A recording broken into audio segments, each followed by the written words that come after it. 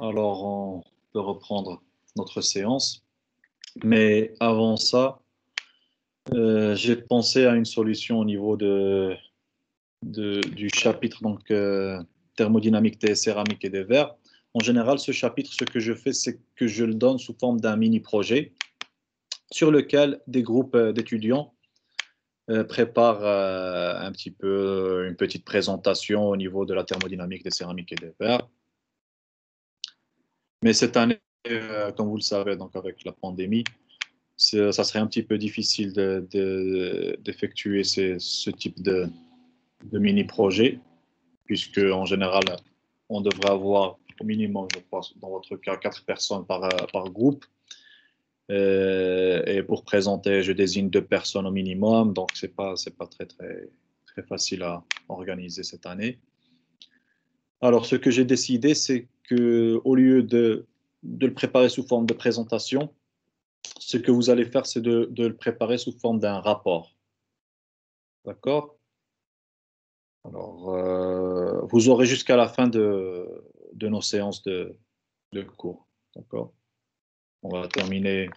On est sur le chapitre thermodynamique des transitions de phase. Il nous reste le thermodynamique des interfaces. Et donc, à la fin de ce chapitre, quand on aura terminé, la semaine d'après, vous m'envoyez les rapports. Ces rapports vont être notés. Donc, et la note va être inclue, va être calculée avec la note de l'examen qui sera effectué. D'accord? L'idée, c'est de préparer un rapport sur les céramiques et verres, comme déjà désigné, mais j'insiste sur le fait que c'est la thermodynamique des céramiques et des verres. D'accord? L'aspect thermodynamique, l'aspect énergie, l'aspect transition de phase, l'aspect température particulière des céramiques et des verres. Par exemple, si vous voulez parler de la synthèse, donc l'aspect thermodynamique de la synthèse, les propriétés, donc on a vu que les transitions de phase sont en relation directe avec les propriétés des céramiques et des verres, etc., etc. D'accord? Donc, essayez de ne pas vous focaliser sur l'historique des céramiques et des verres, la définition des céramiques et des verres. D'accord? Vous avez besoin d'une partie qui sera introduction et ensuite des généralités dont on aura besoin. Et ensuite, vous entamez la partie qui sera la plus importante, ce qui sera la thermodynamique des céramiques et des verres. Vous le faites comme vous voulez. Vous pouvez séparer en 2 parties. Donc, un premier chapitre sur les céramiques, un deuxième qui sera les verres. Ou bien vous pouvez donc, un petit peu, si vous voyez qu'il y a une liaison entre un cas et un autre, les comparer et les mettre donc directement, donc passer donc d'un titre par exemple de céramique à un titre de verre, etc. D'accord? Qu'est-ce que je voulais donc rajouter à ce niveau? Le rapport, je demanderai un rapport d'environ 20 pages, d'accord? Donc vous pouvez dépasser de 3 à 4 pages, mais pas moins de 20 pages, d'accord? 20 pages minimum pour le mini-projet. Est-ce que c'est clair? Avant de me répondre à cette question, je vais essayer de vous envoyer un petit planning, d'accord, de comment devrait être la présentation. Pardon, pas la présentation, mais le rapport de cette année. D'accord? Je vais vous envoyer un petit planning avec quelques petites idées de ce que vous pouvez donc introduire dans votre rapport, comme ça. Donc, vous aurez les idées générales que vous pouvez utiliser. Je pense que le faire comme ça serait mieux cette année. Comme ça, vous aurez une note pour le mini-projet aussi. Sinon, on est en train de perdre tout. Donc, le mini-projet, les TP, donc, ça serait mieux pour vous pour que vous en profitez. Est-ce que c'est clair? Oui, monsieur. Vous pouvez dès maintenant commencer à faire vos recherches bibliographiques. D'accord? Dès maintenant, sans avoir le planning, vous devriez donc commencer à chercher quelques idées, quelques informations bibliographiques J'insiste sur le fait de bien faire la recherche bibliographique et de mettre les références pour chaque partie que vous prenez de la bibliographie, de la littérature, ce que vous trouvez donc sur Internet. Ne, ne copiez pas et collez donc juste comme ça. D'accord? Si vous copiez-collez, c'est un plagiat. C'est un fraude. D'accord? Si vous prenez des idées d'autres personnes, vous devriez mettre la référence. D'accord? Vous mettez la référence avec son numéro. Et à la fin, donc, vous avez une liste de références bibliographiques où vont apparaître donc toutes les données où on peut retrouver donc cette information. Comment, quelle page, quel livre, quelle thèse, ainsi de suite. Au niveau référence, ce que je voulais dire aussi, faites attention s'il vous plaît. Je vous le dis dès maintenant, sinon je sais qu'à la fin vous allez commencer à copier tout ce qui est sur Wikipédia. Et Wikipédia, c'est pas la référence donc numéro un que vous pouvez utiliser. D'accord? Ce sont des gens qui mettent des informations. Bien sûr, il y a beaucoup d'informations qui est fiable sur Wikipédia, mais ce sont des gens, des particuliers comme moi et vous, qui peuvent écrire ce qu'ils veulent. D'accord? Ils peuvent modifier à volonté. Et peut-être que l'information n'est pas très accurate, elle n'est pas très précise. Et donc, il vaut mieux aller à la source. Donc, vous avez sur Wikipédia, vous avez à la fin, donc toujours vous avez les références. Je sais pas, on peut faire un exemple ici. Euh, je vais mettre ici par exemple. Je vais mettre ici céramique. Et je vais mettre Wikipédia. D'accord. Vous vous intéressez à quelque chose, vous vous dites donc je vais regarder sur Wikipédia. Au lieu de prendre directement ce paragraphe et me mettre la référence, c'est www.wikipedia.org. D'accord? À la fin, toujours, il y a donc, lien externe ou bien donc, le site où ils ont pris l'information, la bibliographie. Donc ici, vous allez directement vous chercher cette référence, vous la cherchez, vous y cliquez, je ne sais pas, ici il n'y a pas de... Donc ici ce sont des livres, c'est un peu difficile donc, de les retrouver, mais par exemple, si je peux avoir accès donc, aux livres,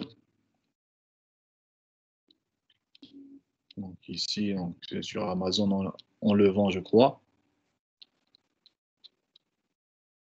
Si vous avez donc accès au livre sous forme de PDF, vous pouvez y aller et vous pouvez prendre la référence de ce livre directement, d'accord? Donc vous aurez, donc c'est un livre où vous avez donc le nom de l'auteur, vous avez donc le titre de l'auteur, vous avez la référence donc, au niveau de la page et ainsi de suite, d'accord? N'essayez pas de me prendre les paragraphes ici de Wikipédia directement, d'accord? Vous devriez avoir accès à ces références, donc aussi à la bibliographie. Excusez-moi.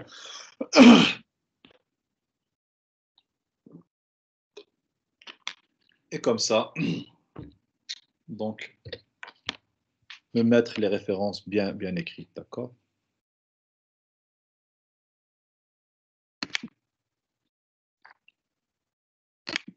Donc, évitez-moi Wikipédia et essayez d'aller aux références bien spécifiées, bien déterminées, d'accord? En général, vous allez retrouver des références qui sont en anglais, d'accord? La science en général, elle se fait en anglais et pas en français. Vous serez amené à essayer d'améliorer votre niveau d'anglais et c'est l'opportunité maintenant pour lire quelques articles, quelques, je sais pas, chapitres de livres en anglais et ça va améliorer votre anglais et en même temps, ça serait des références à utiliser au niveau de ce travail. D'accord? Alors, par la suite, je vais vous envoyer un petit peu le planning. Et j'insiste sur le fait, s'il vous plaît, l'aspect thermodynamique. Chaque année, c'est la même chose. Je demande l'aspect thermodynamique, je demande tout ce qui est énergie, tout ce qui est en relation avec les conditions thermodynamiques, tout ce qui est en relation avec transition de phase qu'on vient de voir, tout ce qui est en relation avec les propriétés physiques qui peuvent être reliées bien sûr aux transitions de phase et à la thermodynamique des céramiques et des verres. Mais à la fin, ce qu'on me donne, c'est la définition de céramique, c'est du mot grec kéramos, qui n'est autre que terre brûlée, je ne sais pas. Donc, chaque année la même chose, s'il vous plaît. Donc, essayez de vous focaliser sur la partie donc, thermodynamique. On est sur un cours de thermodynamique et non pas sur un cours de définition de ce qui est céramique et verre, d'accord? La partie introduction peut avoir donc la partie un petit peu l'historique et juste quelques paragraphes sur l'historique et tout ce qui est en relation avec, avec la définition, et ensuite on passe à ce qui est important, qui est la thermodynamique, d'accord? On reprend maintenant notre cours, on reprend notre diagramme de phase, dans ce cas binaire. Et on avait dit que, au lieu d'avoir le typique diagramme pression en fonction de la température, maintenant, ce qu'on peut représenter encore une fois, c'est l'enthalpie libre ou bien l'énergie de Gibbs en fonction de la fraction molaire ou bien massique. D'accord? Donc, la fraction molaire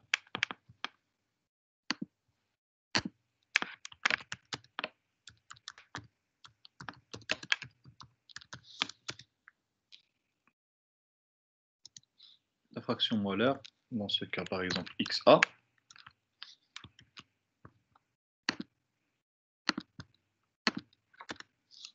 ça sera nombre de moles de A divisé par le nombre de moles total.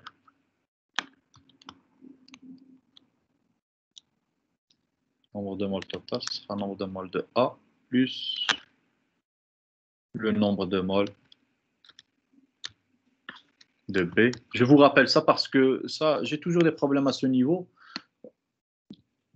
Le jour de l'examen, on me pose la question, qu'est-ce que fraction molaire et qu'est-ce que fraction massique et qu'est-ce que... D'accord? Je sais que quelques-uns le savent déjà, mais pour éviter des problèmes, le jour de l'examen, il vaut mieux que je vous en parle maintenant, parce que le jour de l'examen, ça sera trop tard. Je sais que quelques-uns vont dire, non, pourquoi notre prof il est en train de nous répéter ça, on l'a déjà vu, on le sait, mais le problème c'est qu'il y a des gens qui n'ont pas fixé, donc, qui n'ont pas cette idée fixe dans leur esprit, et j'essaie toujours de vous le rappeler pour éviter n'importe quelle confusion à la fin. La fraction molaire dans ce cas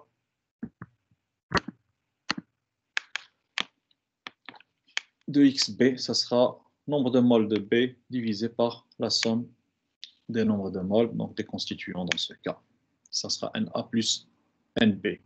La fraction molaire aussi, elle peut être représentée sous forme d'un pourcentage, d'accord? Elle peut être sous forme, au lieu d'écrire, par exemple, si la fraction ici c'est 0,5, XA est 0,5 et XB c'est 0,5, on peut l'écrire sous forme de pourcentage, ça serait 50%, 50%, d'accord? 50% en A et 50% en B, d'accord? Elle peut être écrite en pourcentage.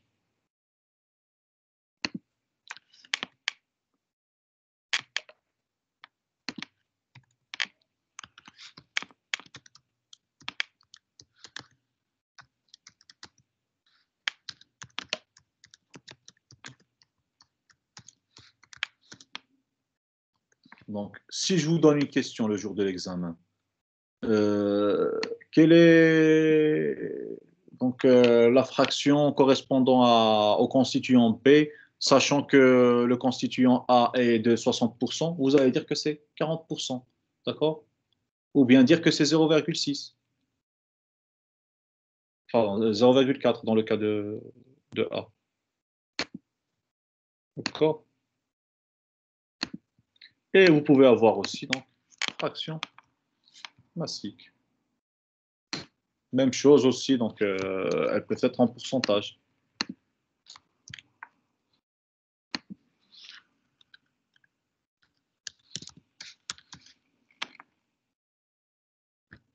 Dans ce cas, au lieu de n, ça sera n.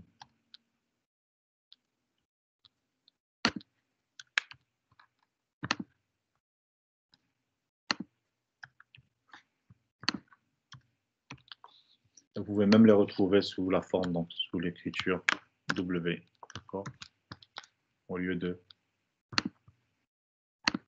X.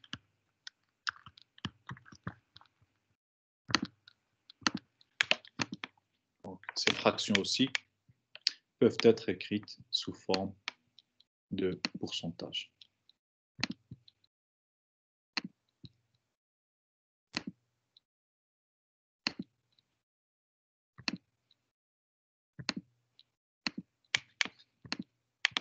Alors, on a notre diagramme de phase maintenant. Et on a donc cette courbe donc, de séparation des phases. C'est celle-là qui est courbée. D'accord? Donc, elle est concave dans ce cas. Et dans ce sens, on a le constituant A, et dans ce sens, on a le constituant B. Alors, dans ce cas, je ne sais pas pourquoi j'ai cette barre qui est toujours ici. Alors, dans ce cas,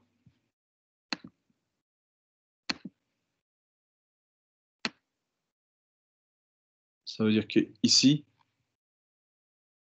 ma fraction de A, c'est 100%.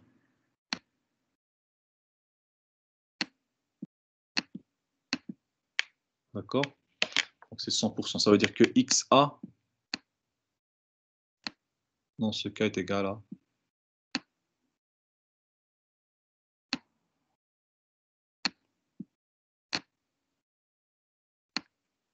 égal à 1. D'accord? Et même chose ici. Ici.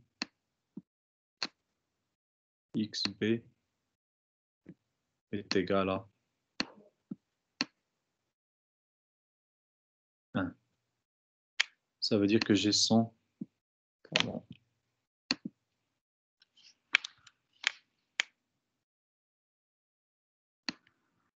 Ça veut dire que j'ai 100%.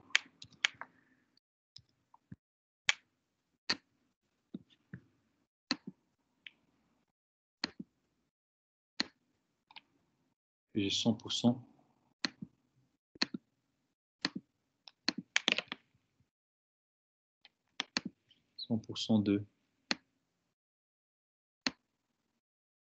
du constituant du B. D'accord? Si ici j'ai 100% de B, combien j'aurai de A? J'aurai XA à ce moment égal à 0. Et même chose ici, XB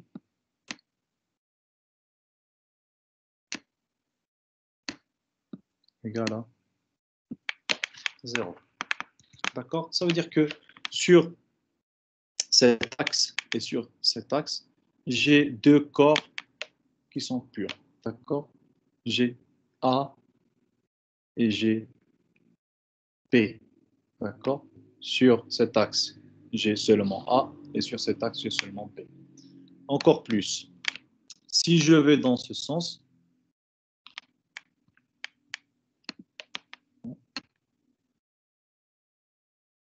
si je me déplace dans ce sens, qu'est-ce que j'aurai? J'aurai augmentation de XB et j'aurai diminution de la fraction de A.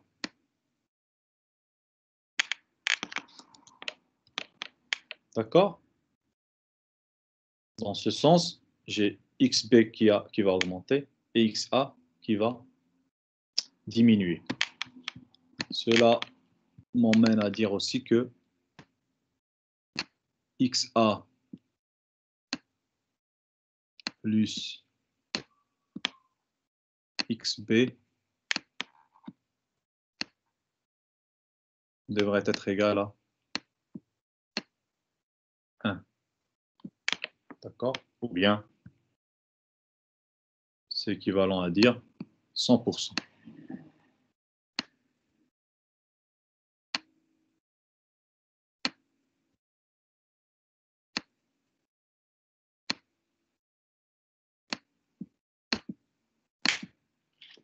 D'accord? Donc, sur tout cet axe des abscisses, XA plus XB est égal à 100%. Donc ici, la condition est respectée. D'accord? Même chose ici.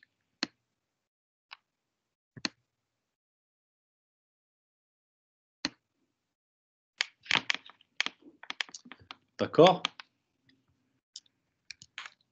Pour que la lecture du diagramme de phase soit facile. D'accord? Maintenant, l'enthalpie libre. Donc, vous vous rappelez qu'on est en train de parler d'un système qui est hétérogène. C'est un mélange de deux donc, constituants A et B. L'enthalpie libre, Gm du mélange, elle sera égale à la fraction de A fois Ga bar plus Xb fois Gb bar. Que veut dire Ga bar et Gb bar? Donc, Ga bar sera donc la valeur alpha, retrouvée par quoi? Retrouvée par la tangente à cette courbe. Si on prend un point G sur la courbe, la valeur de Gm à ce point sera XA, la fraction de A, qui sera retrouvée donc à ce niveau, fois alpha plus XB fois bêta. D'accord? Donc Ga et Gp sont les enthalpies molaires des corps A et B. Et la tangente, donc, elle est due à quoi? Au lieu de prendre ici, il y en a qui vont dire pourquoi j'ai pas pris ici directement. D'accord? Donc, il est dû au fait qu'on est dans un cas qui est donc réel. D'accord? On n'est pas dans un cas, on va dire donc idéal. D'accord? Donc, on est dans un cas qui est réel. C'est pour ça qu'on devrait prendre donc la tangente à ce point. Donc, la tangente à cette courbe en ce point. D'accord?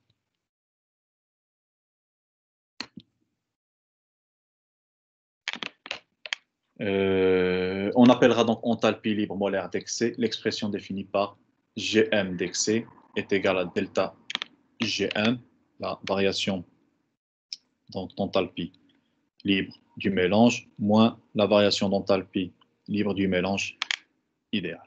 D'accord? Je viens de parler dans ce cas, on est dans le cas d'une, on va dire, une solution réelle, un système qui est réel. Donc, le système qui est réel par rapport à un système qui est idéal aura toujours donc une variation d'enthalpie, une valeur d'enthalpie, oui, valeur d'enthalpie qui est.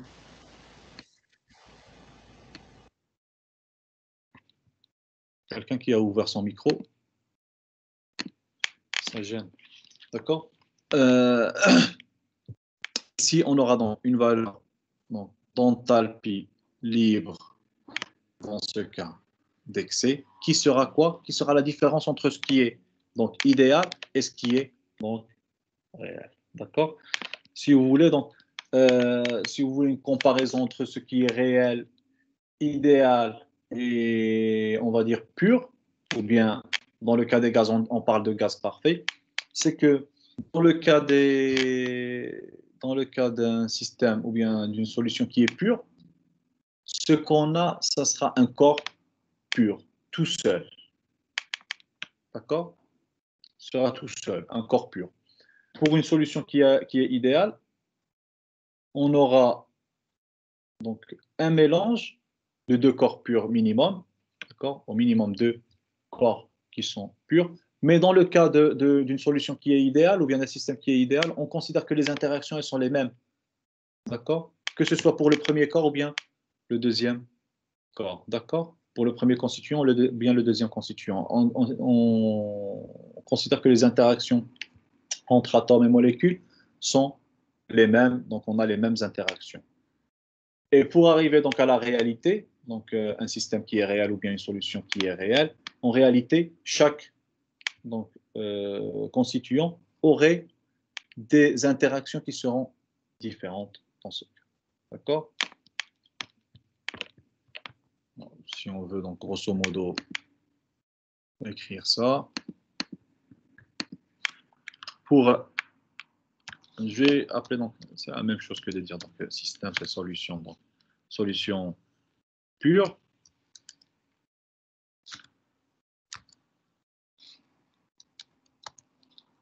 Appliqué pour un corps pur sans considérer les interactions. D'accord? Donc, deux corps, on va les prendre séparément et on va voir comment ils vont se comporter et faire tous les calculs donc, qui peuvent être donc, en relation avec leur énergie ou bien euh, euh, leur thermodynamique. Solution idéale. Solution ici.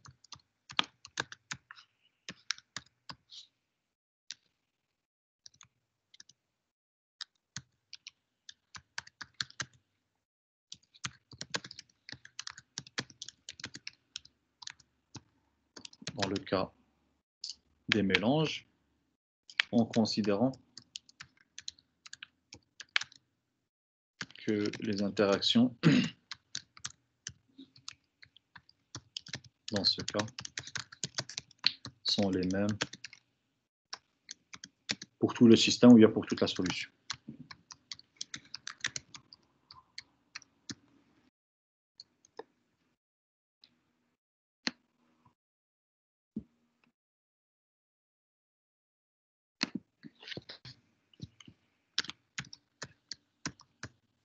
Solution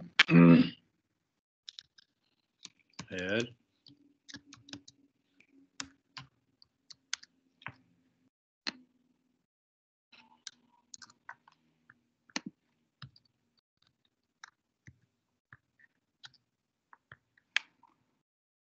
Appliquée dans le cas des mélanges en considérant que les interactions dans ce cas sont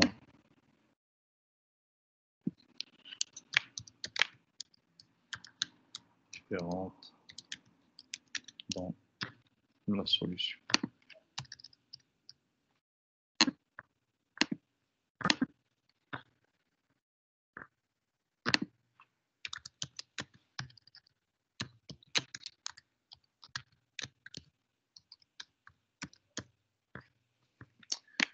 Je ne sais pas à quel niveau donc vous êtes arrivé au niveau de la chimie, mais je voulais donc faire une comparaison entre ce qui est donc solution pure en chimie, solution idéale et solution réelle, dans le cas donc de la chimie.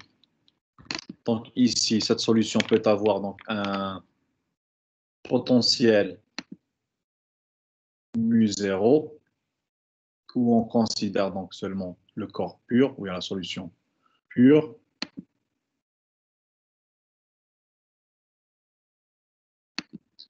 J'espère que je vais retrouver mieux rapidement. Hein.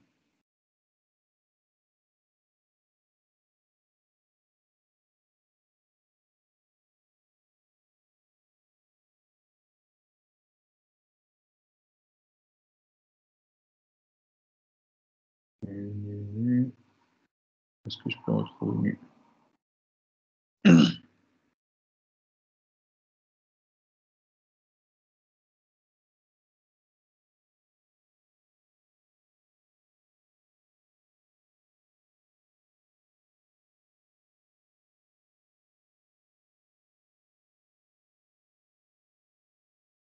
Bon, je vais mettre sous forme d'un U. Il aura donc une valeur U0. Pour les solutions idéales, on aura U sera égal à ce U0, bien mu0, plus RT logarithme de sa fraction. On peut mettre même mu0 et I. Mu I pour l'espèce, d'accord, existant dans la solution. 0. Et ici, encore une fois, pour l'espèce existant dans la solution.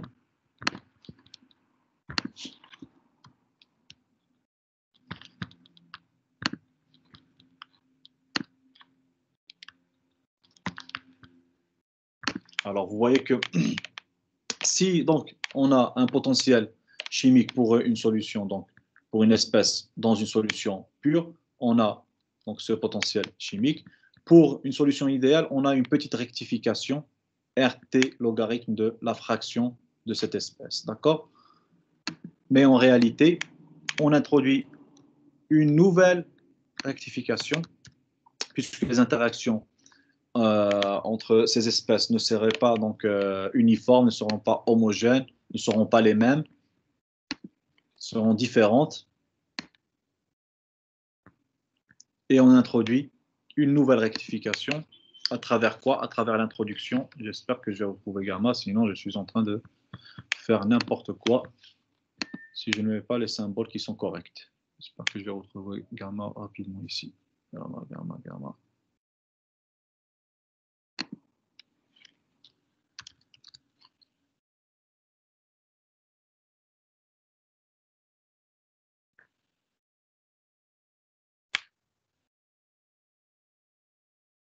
Non.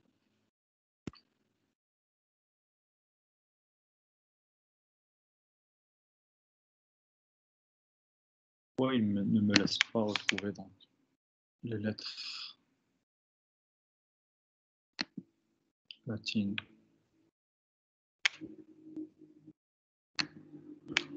Le latin.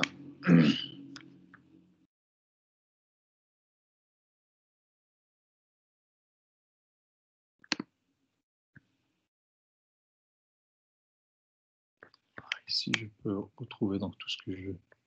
Très bien.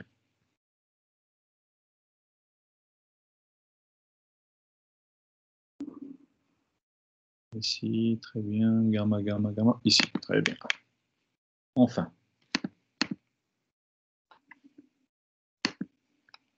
Ça sera, on va introduire un coefficient, ce qu'on appelle un coefficient d'activité. D'accord?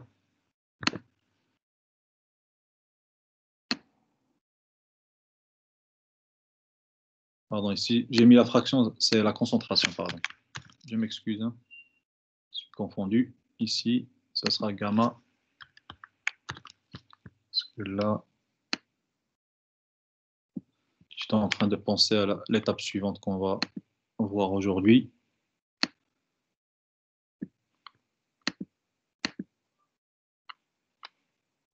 Et ça correspond à l'activité, d'accord? Donc, gamma I, CI, ça sera l'activité donc de cette espèce, d'accord? Donc, vous pouvez voir que la différence, donc vous avez un potentiel chimique pour une solution pure qui est facile donc, à retrouver dans le cas donc, où on a un seul une seule espèce. Dans une solution idéale, on va considérer donc, dans ce cas, qu'on a la concentration et on va rectifier donc ce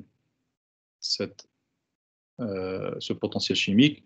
Et dans le cas d'une solution réelle, il y a une nouvelle rectification qui est le coefficient d'activité et la concentration va être utilisée sous forme d'activité et on a notre nouvelle donc, rectification sur la valeur d'une solution, d'une espèce dans une solution qui est pure. C'est pour les gens, donc pour les physiciens, puisque vous êtes physicien dans votre cas, c'est la même chose que de parler de gaz parfait où on a donc notre relation des gaz parfaits qui est donc bien connue, P fois V est égal à nRT. Ensuite, vous êtes passé donc à des gaz qui sont idéales, où vous avez donc introduit une rectification au niveau de la pression et du volume, et ensuite donc, les gaz donc réels, où vous avez introduit une nouvelle rectification sur la relation des gaz parfaits. D'accord?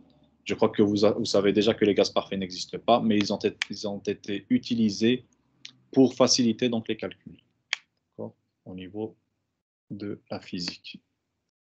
Je vais voir s'il y a quelqu'un qui a des questions. Non?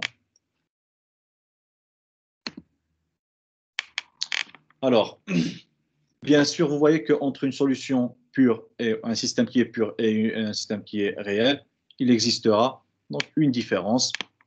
Et cette différence, comme dans ce cas, peut être estimée en faisant la différence entre donc, la solution idéale et la solution donc, réelle dans ce cas. Et ici, donc, elle a été déterminée comme étant donc, la variation donc, de l'enthalpie libre du mélange, donc, dans ce cas hétérogène réel, moins RT, donc XA logarithme XA plus XP logarithme de XP. On peut même démontrer donc cette affirmation.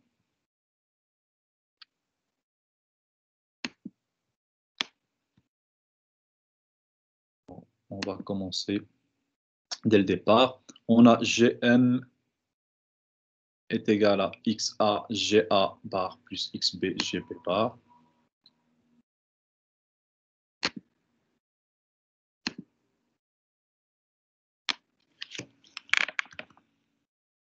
G du mélange.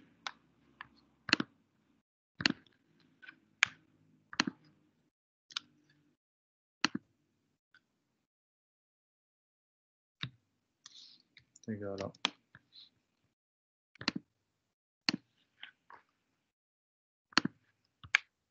XA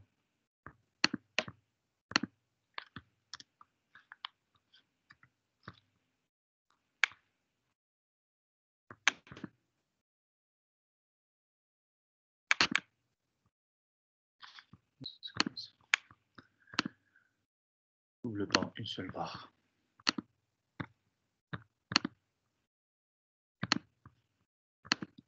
Donc j'ai la barre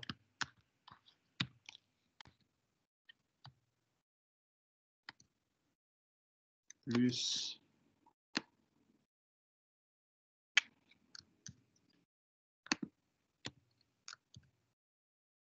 XB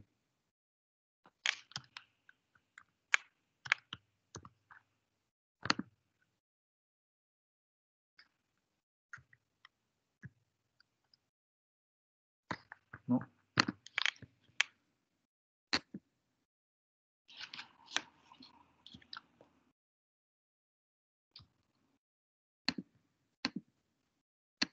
GB bar. Et on a dit que Gm de l'excès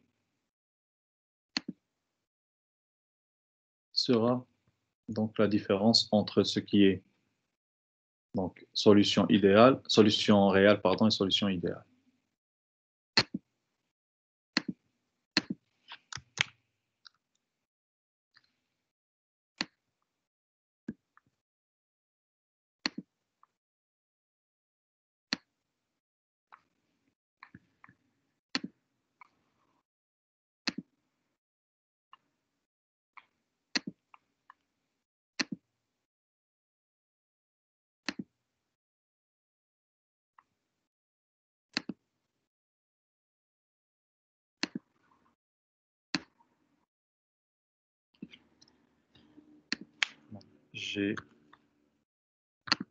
GM, G du mélange. On a dit excès. Je vais mettre E ici. D'accord, c'est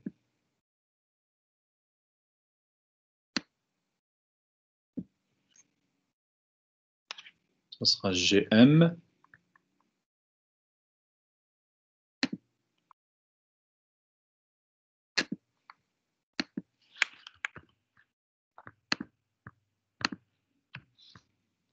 Moins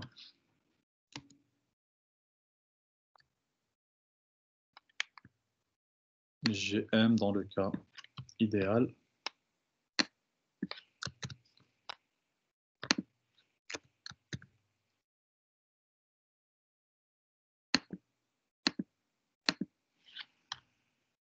Je vais mettre ID ici.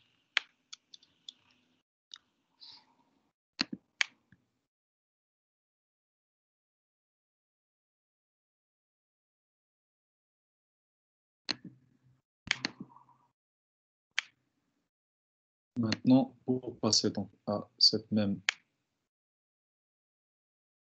différence, on peut rajouter et enlever GM réel. D'accord?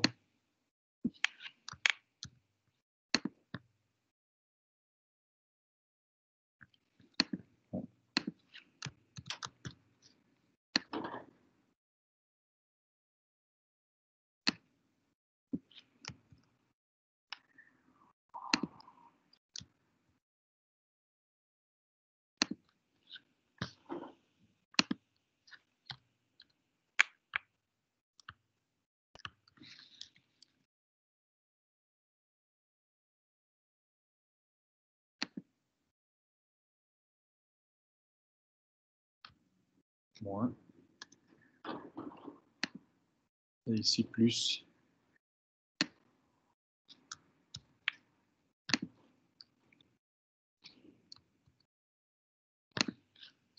Plus. Plus.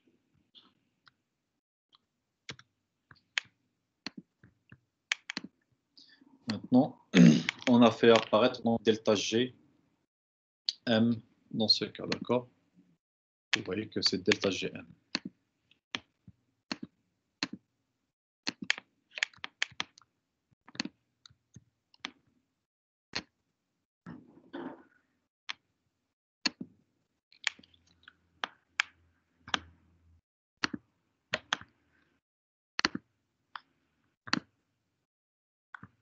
Delta.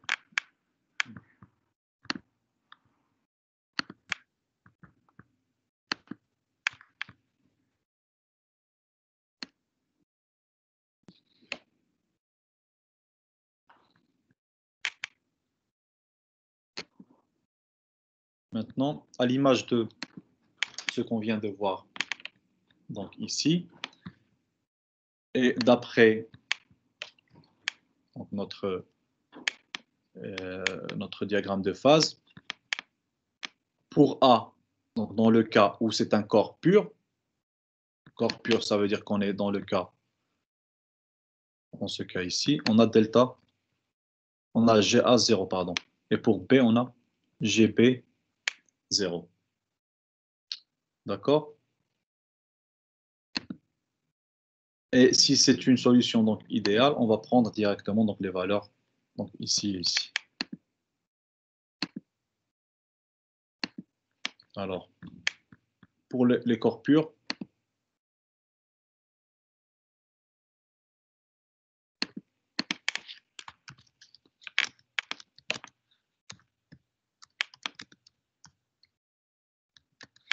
A et B,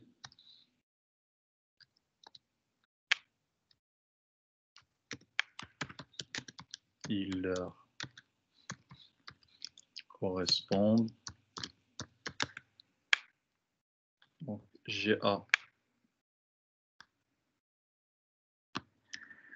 0 et GP 0.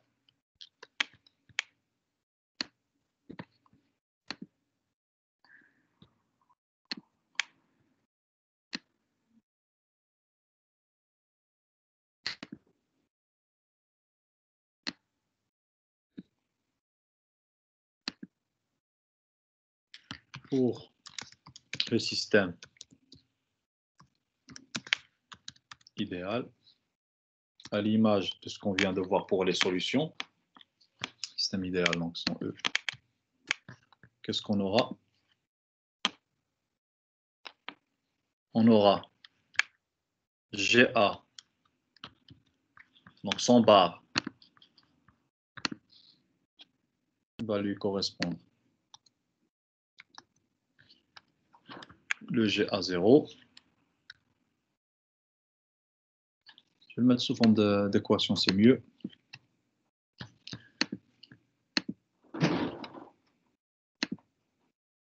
Va lui correspondre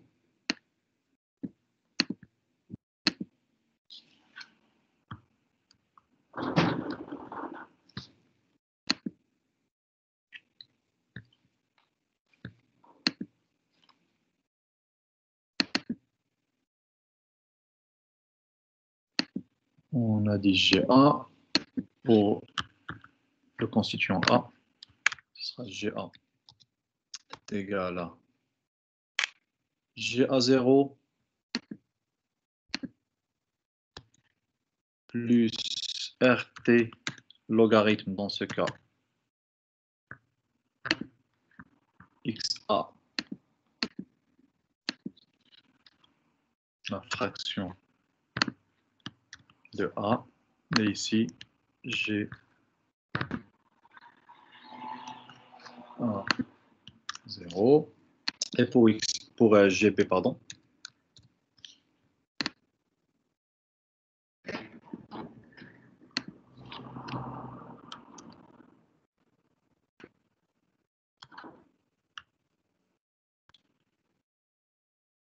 GP0 logarithme XP, et pour le système donc idéal, donc par définition, pour le système idéal, pour le mélange idéal, mettre mélange c'est mieux, le mélange idéal, on aura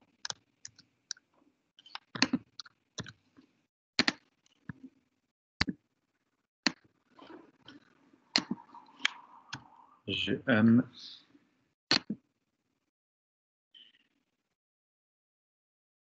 ici on aura GXA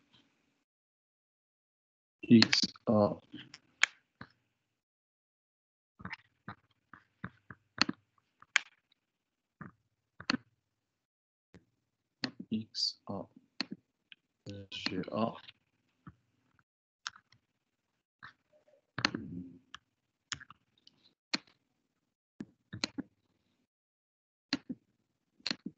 ne me donne pas l'option d'enlever ça, je vais effacer tout ça. XA GA plus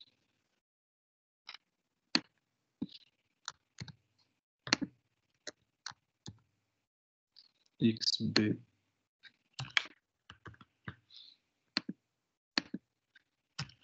GP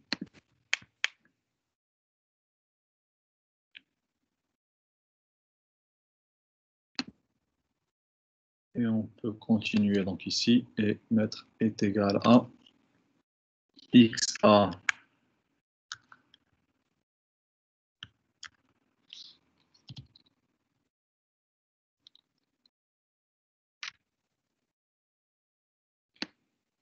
voilà ça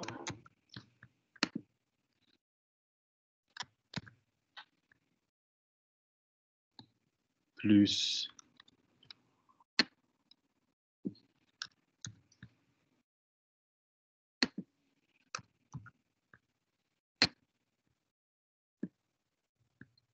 donc ici entre parenthèses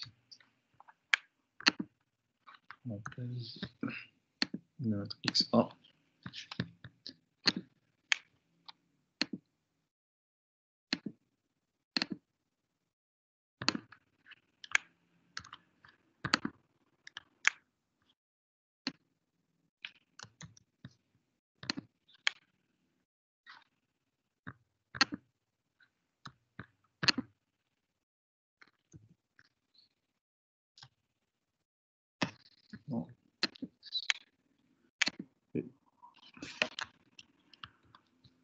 Très bien. Or, si on considère maintenant, je vais mettre ici avec. Excusez-moi, je suis en train de faire de mon mieux pour écrire toutes les équations. D'accord? Donc, avec GA et GP, donc, avec ces valeurs, d'accord? Ces expressions. Et si on considère donc le mélange des corps purs,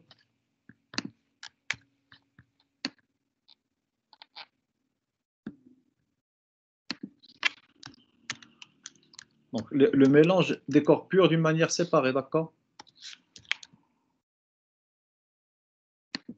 Leur mélange devrait être GM réel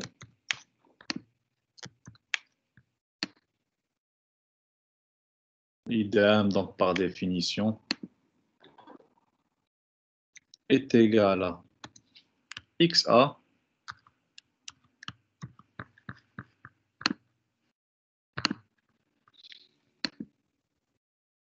fois GA0. Donc on a dit que leur correspondent GA0 et GP0, d'accord? Plus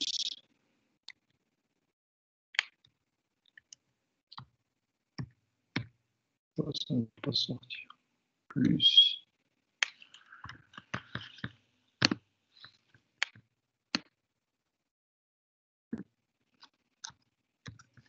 XP GP0.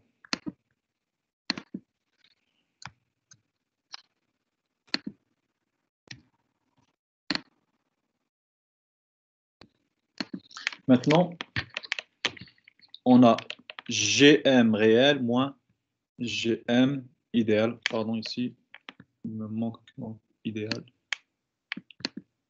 pour avoir les choses bien faites. On parle de mélange idéal ici.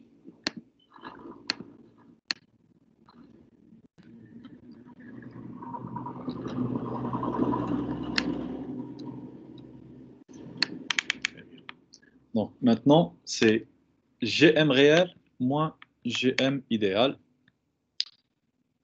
Si on fait la différence, donc bien sûr,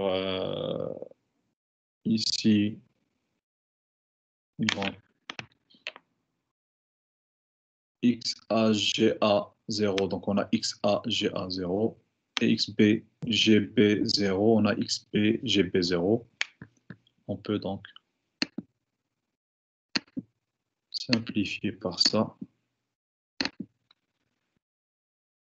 Ça va disparaître et ça va disparaître. Et ce terme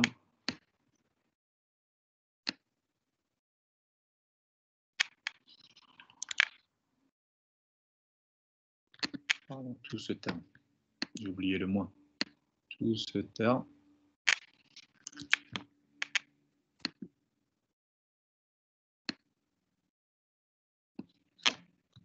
va correspondre à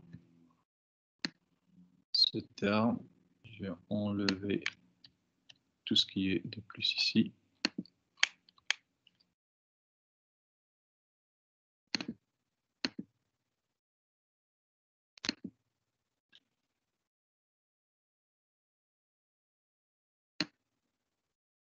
Mon XB ici.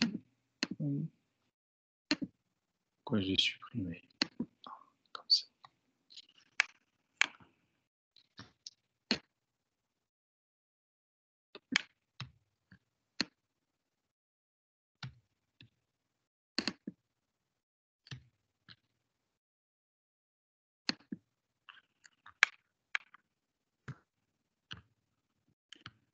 Je vais le mettre ici, c'est mieux. Je peux effacer tout ça. Très bien. Bien sûr, avec un moins.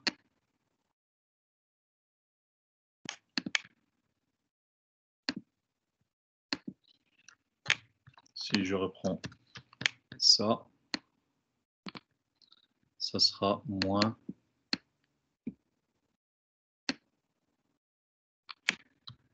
Ça sera moins RT fois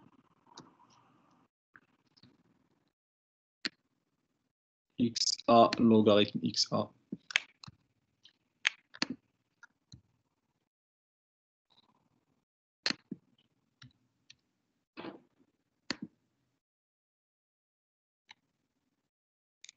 plus XB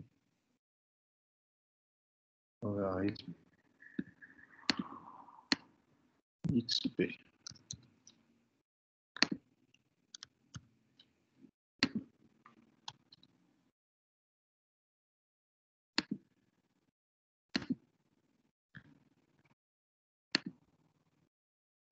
Donc, on est arrivé à la relation donc ici finale. Si vous voudriez bien donc chez vous, si vous avez le temps, si vous êtes intéressé bien sûr, vous pouvez continuer donc le calcul et vous allez voir que ça sera égal à la somme donc des RT XA logarithme des activités de chaque constituant. D'accord? Ça sera la valeur finale, mais nous, on va rester sur ça. Je voulais donc rajouter... Pourquoi je ne sais pas pourquoi j'ai cette barre qui ne veut pas disparaître. Ça me gêne.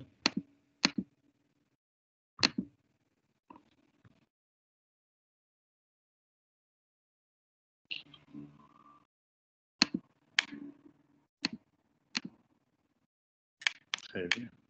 Enfin.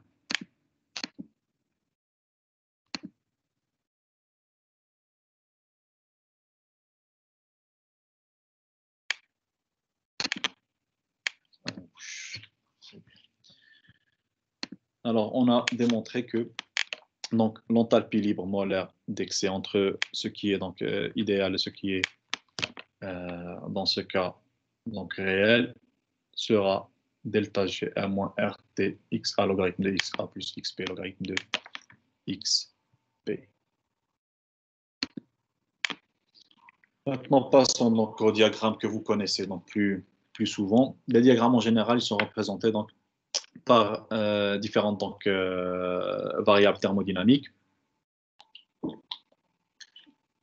Au lieu de l'énergie de Gibbs ou bien l'enthalpie libre. D'accord? En général, ce que vous connaissez, c'est qu'on représente soit la température, soit la pression en fonction de la fraction, que ce soit molaire ou bien massique. D'accord? On a donc dans ce cas un diagramme de phase pour un mélange de solides, puisqu'on s'intéresse tout principalement à l'état condensé. Donc, un diagramme de phase nous renseigne sur les conditions d'existence et de la stabilité d'un système multiphasique en fonction de variables thermodynamiques, température, pression et nombre de moles. On prend donc comme exemple un mélange binaire, donc A et B, de façon donc, complète ou bien limitée. Donc, soit on a donc une miscibilité complète, donc un mélange qui est total, ou bien un mélange qui est donc partiel, qui n'est pas complètement donc miscible. D'accord? Et dans ce cas, donc, notre diagramme de phase devrait avoir un aspect similaire à celui-là. Ça ne veut pas dire que c'est le diagramme de phase, mais c'est un exemple de diagramme de phase qui peut exister, où on a, donc principalement, on a dit deux solides, un solide A. Donc, ici, comme avant, on a 100% A, la fraction molaire de A est de 1, la fraction molaire de B est égale à 0, et ici on a 100% de B, normalement, à l'état solide.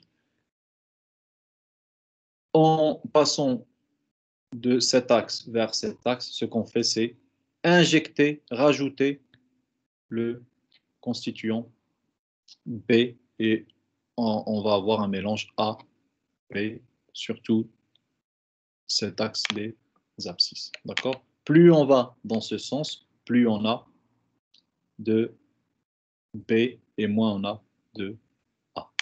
D'accord? Alors, ce sont deux solides. On a la température et on passe de l'état solide à l'état liquide. Si on reste sur les deux axes, celui de A et celui de B, on voit que donc, ici c'est un solide, plus on augmente la température, on arrive à une température où on devrait avoir formation du liquide.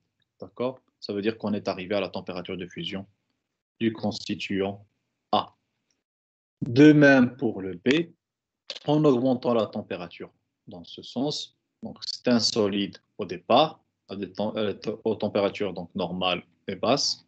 Plus on augmente la température, là, on arrive à un certain moment où on a formation d'un liquide, une transition de phase, donc de solide vers liquide. Et donc, ce point va correspondre à la température de fusion du solide B.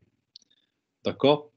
Ensuite, bien sûr, donc, pour le diagramme de phase, donc, on a différentes phases, liquide, solide, ou bien on a donc, des mélanges. Donc, ici, soit donc, du constituant A sous sa forme solide avec un liquide, ou bien du constituant B sous sa forme solide avec un liquide. D'accord? Donc, les différentes courbes ont bien sûr des noms. Donc, pour celle qui sépare un liquide d'un solide, ce sera liquidus. Celle donc, qui sépare un solide d'un liquide, ici, bien sûr, on a un mélange solide-liquide, donc ce sera solidus. Et on peut aussi rajouter donc, celle qui sépare donc, la vapeur, bien un gaz d'un liquide qui est nommé donc, la courbe de Rosé. D'accord? Donc, si on prend un point X quelconque, on peut décrire ce qui se passe au fur et à mesure qu'on diminue la température. D'accord? Si on prend le point dans la région où on a le liquide, avec des températures qui sont très élevées, on va prendre le point X, en diminuant la température, pour un mélange donné, faites attention, pour un mélange donné,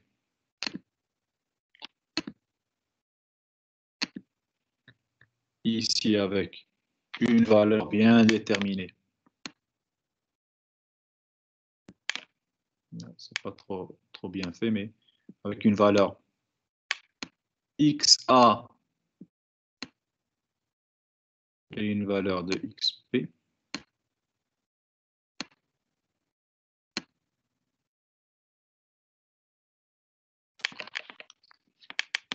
donc ici, on est en train d'augmenter la quantité de B, et ici, on est en train de diminuer la quantité de A. D'accord? Donc, cela va correspondre donc, à la quantité de XB, et XA va correspondre à cette partie de la courbe. D'accord? Donc, ça sera 100% moins la valeur de XB. D'accord? Donc, dans ce sens, on augmente XB. D'accord? Donc, la valeur ici que vous allez retrouver, dans ce sens, ça sera la valeur qui correspond à XB. Et la valeur de XA, ça sera, donc d'après la relation qu'on avait déjà donnée ici, XA plus XB est égal à 1. Ça veut dire que vous pouvez donc retrouver XB en premier et ensuite retrouver XA à travers 1 moins XB. D'accord? Donc en diminuant, pardon,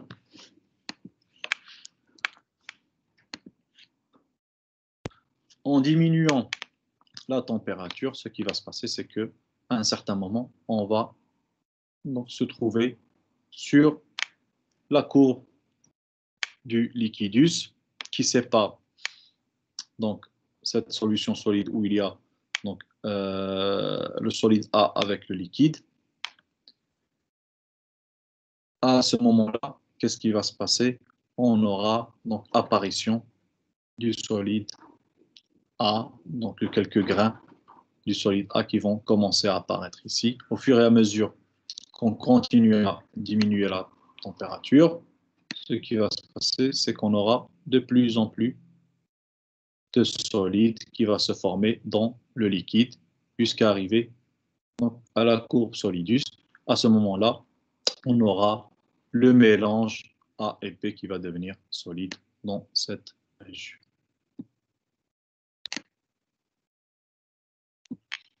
qu'on peut lire le diagramme de phase de cette manière.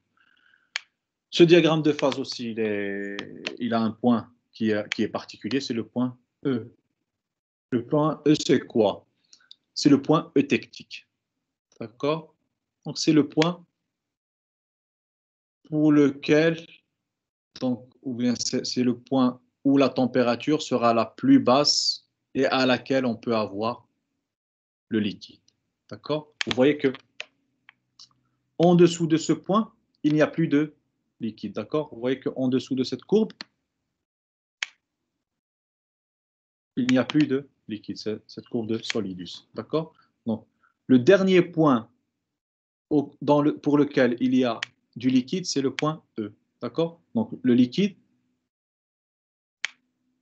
je veux dire donc, le mélange complètement liquide. D'accord? Pas de solide. D'accord? Où on a seulement le liquide. D'accord? Donc, le liquide, il est seul dans cette surface, au-dessus donc, de toute la courbe, liquidus. Mais, donc, si on diminue la température ici, donc on est loin du point eutectique, donc la température est toujours élevée, ici non plus, ici non plus. Le seul point pour lequel donc, la température est la plus basse, ayant seulement un liquide, est le point eutectique. D'accord? On peut le définir par une petite phrase.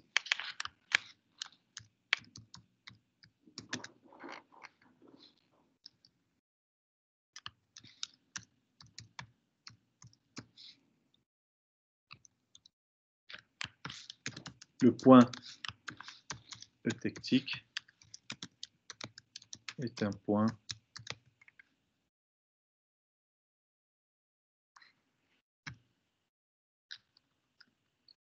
et le point pour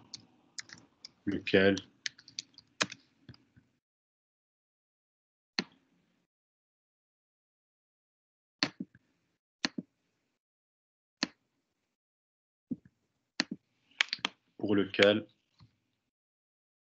la température est la plus basse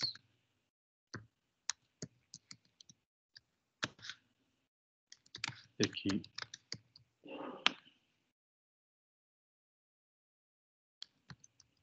correspond à avoir la phase complètement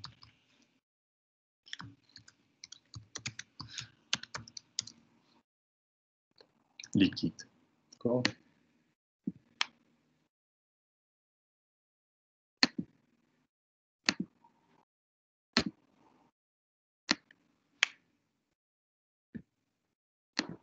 C'est le point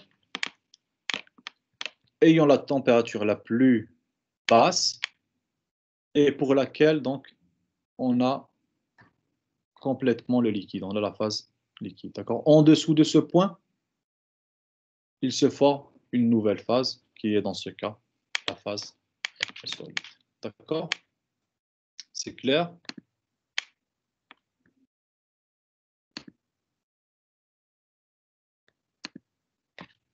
C'est clair?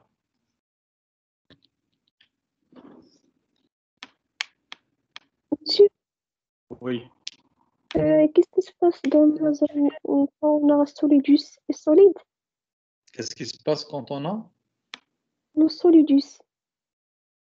un solidus? En dessous du solidus, on a seulement le solide. D'accord? Je ne sais pas pourquoi ça revient toujours. Attendez. Je vais faire une chose comme ça. Très bien. Donc, j'ai dit, on diminue la température. J'ai pris un point donc, déterminé qui est celui X ici, mais vous pouvez le prendre ici ou bien le prendre ici, d'accord? Ça ne veut pas dire que donc que j'ai pris un cas particulier, d'accord? N'importe quel point sur la courbe, d'accord? On a dit qu'en diminuant la température, qu'est-ce qui va se passer? On va arriver à la courbe liquidus. À la courbe liquidus, qu'est-ce qui va se passer? On aura les premiers grains d'un solide. Donc, dans ce cas, ça sera le solide A. D'accord? Au fur et à mesure qu'on diminue la température, le solide va augmenter. D'accord? Mais en présence d'une phase liquide. D'accord? En même temps, vous avez la phase liquide. Ce sera un mélange entre les deux. D'accord? Le solide A avec la phase liquide. En continuant, on a dit que le solide A va augmenter dans ce mélange. D'accord? Liquide, solide A. En continuant, en arrivant à la courbe donc solidus, ce qui va se passer, c'est qu'on aura un solide formé de quoi? De A et B, tous les deux solides dans ce cas.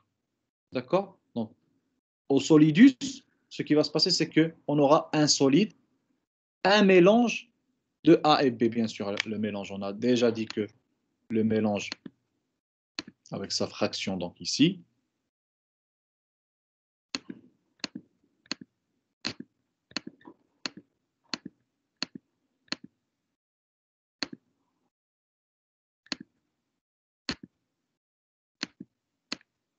sa fraction ici, ce mélange, il sera sous forme d'un solide A plus B. D'accord? Au solidus, tout ce qu'on avait ici, donc tout ce qu'on avait ici, donc en diminuant, qui était solide et liquide, tout ce qu'on avait ici va devenir complètement solide à ce moment-là, d'accord? Sous forme de A plus B, d'accord? Mais avec une fraction, bien sûr, déterminée de XA et XB, d'accord? Ça veut dire qu'au moment où on arrive au solidus, on aura seulement le solide. Le solide de quoi? Du mélange A plus B, d'accord? Au-dessus, on a solide et liquide.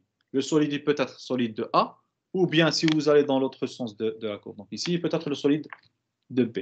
D'accord? Séparé bien sûr par donc, le moment où on a le tectique. D'accord? Le tectique, bien sûr, il a une valeur bien déterminée, encore une fois, de fraction de A et de B. D'accord? Le premier cas, c'était, donc on a pris ce point et on a diminué la température. Et on a dit qu'au moment où on arrive à la courbe liquidus, on a liquide plus un solide. On continue, le liquide va diminuer au fur et à mesure, mais il ne va pas disparaître. Et on aura donc le solide A qui va augmenter.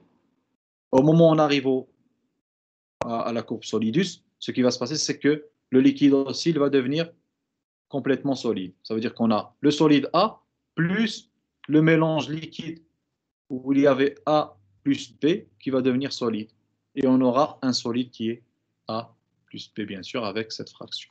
Ensuite, donc, j'ai défini, donc, j'ai dit, donc, puisqu'on a parlé de la diminution de la température, on peut remarquer qu'il y a un point où il y a la température qui est très basse, où on n'a pas, donc à ce moment-là, on n'a pas le mélange solide-liquide, et on passe directement du liquide vers le solide, pardon, et dans ce cas, c'est le point eutectique. Et c'est le point, comme vous le voyez, donc, le plus bas où on a la présence seulement du liquide. Pas du liquide et du solide, mais seulement du liquide. Donc ici, d'accord? On a seulement le liquide. D'accord? C'est clair? Oui, monsieur. Très bien. Donc, je crois qu'on a pris beaucoup de temps pour la démonstration. Donc, je vais m'arrêter ici pour aujourd'hui. Et la prochaine fois, on va essayer de lire un petit peu les diagrammes de phase dans ce cas d'un mélange de liquides. D'accord? Donc, premier cas, on a pris mélange de deux solides. La prochaine fois, on va voir les diagrammes de phase de liquide, où on aura donc bien sûr une phase gazeuse et une phase liquide. Et on va voir la lecture un petit peu au niveau des diagrammes qui sont soit isothermes, soit isobares, et comment faire la lecture et quel est l'intérêt de les utiliser. D'accord? Donc sur ce, je vais m'arrêter. Et si vous avez des questions, donc, vous pouvez les poser avant de conclure la séance. Pas de questions?